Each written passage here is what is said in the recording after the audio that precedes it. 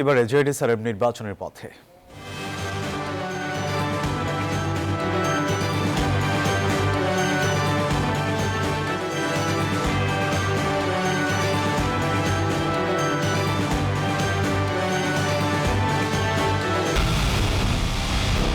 পুরো দেশের মুখে হাসি ফোটাতে নিজেকে হতে হয় স্ট্রং আর মনোবল হতে হয় স্পার্ক জিরো। জেডিএসআরএম 25 বছরের পথ চলায় নিরাপদে রাখার প্রত্যয়ে।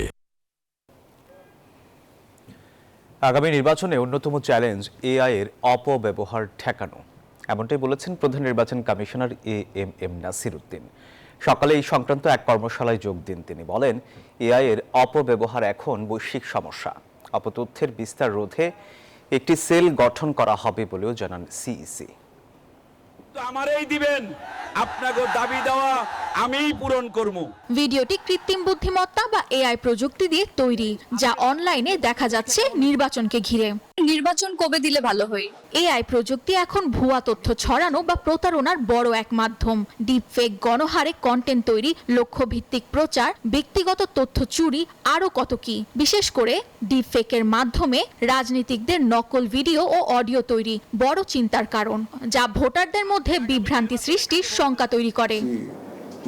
সংসদ নির্বাচন ঘিরে এমন আরও চ্যালেঞ্জ আমলে নিয়ে তৎপর নির্বাচন কমিশন মঙ্গলবার সকালে এআই সংক্রান্ত একটি ওয়ার্কশপের আয়োজন করে ইসি।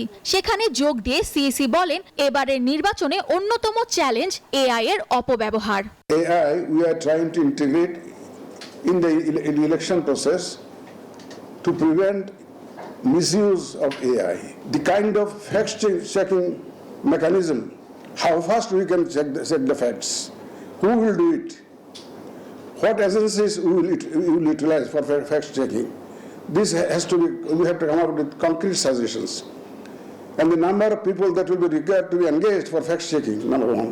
এআই এর অপব্যবহার ঠেকাতে নিতে হবে কার্যকর পদক্ষেপ, তাগিদ দেন প্রধান নির্বাচন কমিশনার।